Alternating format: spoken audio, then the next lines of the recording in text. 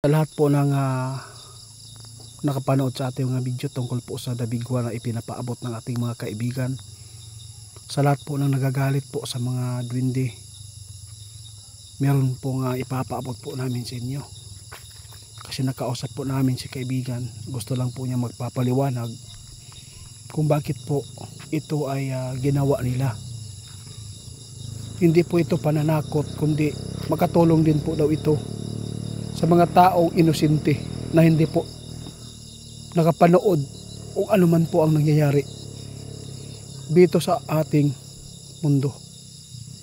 Nakausap ko si kaibigan kanina guys, nalungkot po siya, nasaktan dahil po wala silang intensyon.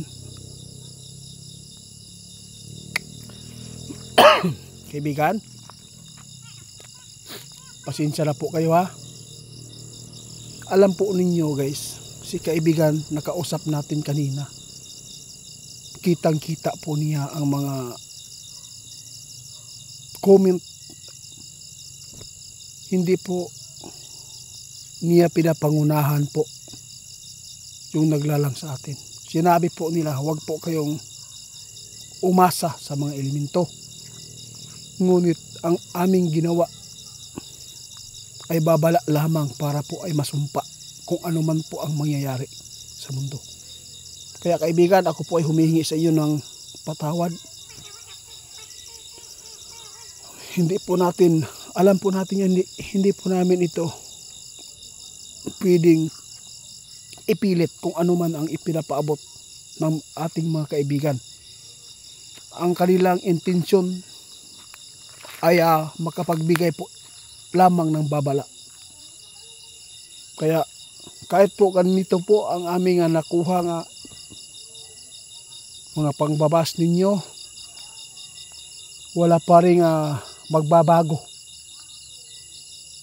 Kaya meron lang pong ipaabot si kaibigan sa lahat po ng hindi nagkakagusto sa kanila, kaibigan.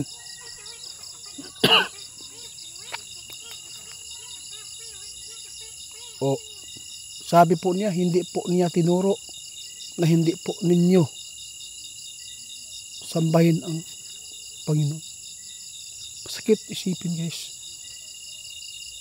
Pero kaibigan, kaya pa man kaha. Maraming salamat po.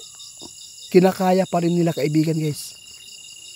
Bakit po ninyo ito ginawa kaibigan? Bakit po ninyo kahit masakit ang inyo nakikita sa mga tao na hindi po gusto ang inyong ipinapaabot? Ano po? Dahil po ito po daw ang kanilang mission guys. Makapagpaabot para ang mga tao hindi po mahiwalay sa ating Panginoon. Grabe.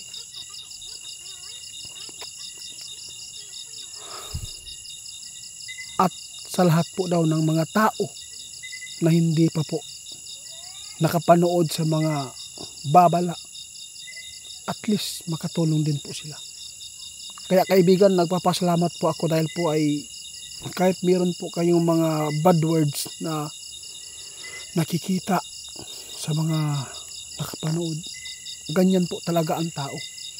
Kahit kahit ano pa ang ginagawa mo na kabutihan, kung hindi po nila gusto ang inyong ginagawa, wala kayong magagawa din. Ito po ang gagawin natin. Sa lahat lang ng naniniwala sa mga ipinapaabot na ito ay ikakabuti, sila lang po ang aming nais na maiparating lagi ang aming mga babala. Ngayon, pag-usapan po natin ang dabigwan. Kaya, hindi namin kayo hinikayat na ito ay paniniwalaan nyo. Nasa inyo lang kung masama man ang nakikita ninyo sa ginagawa ng mga kaibigan natin. Alam po natin yan. Walang iba ng pinakamakapangyarihan kundi ay yung nasa taas. Kaibigan, di ba?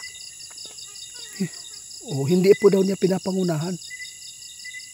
Kaibigan, tungkol sa dabi, huwag ka lang makalungkot, tungkol po sa dabiguan, pag-usapan natin.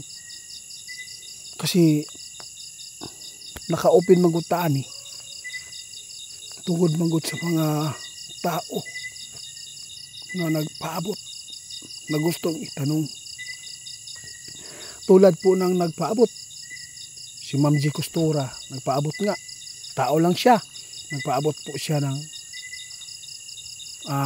hula tungkol sa magaganap na lindol sa Pizza 22 madaling araw. Sa dami ng mga tao, gusto din po makarinig sa duwindi kung ano po ang kanyang tugon. Kasi hindi po nangyari ang binanggit at saka hindi po nangyari yung lindol na tatama sa Pizza 22 ng April 2025 kahapon. Oo, kaya maraming nagtanong na kung wala po bang lindol sa gabi, hindi po ba mangyayari yung ipinapaabot na 8.2. Kaya agad po kaming tumugon, pumunta dito, nakipag-usap. Ang sabi ng ating mga kaibigan, walang lindol na ganyan kalakas na tatama dito sa ating bansa tulad ng 8.2. Wala.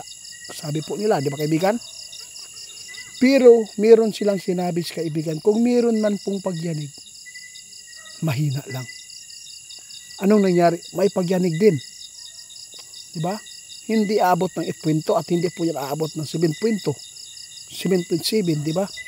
Yun lang po. Para ang mga tao ba, kasi kapag umaabot po ng 8.2, kaya nakakatakot at maraming tao yan mamamatay. O, kaya ipinapaabot po namin. Sana hindi po kayo magalit din po, no? Kaya ginawa lang po namin ang nais po ng mga tao. Hindi po para ito sa mga tao na antay sa ipinapaabot ng mga kaibigan natin. Oo, wala. Hindi po nila pinipilit kung hindi ninyo paniniwalaan. Basta ang importante sa amin, makagawa kami ng kabutihan. Kaibigan, di ba? Last na message po nimo sa mga tao karon.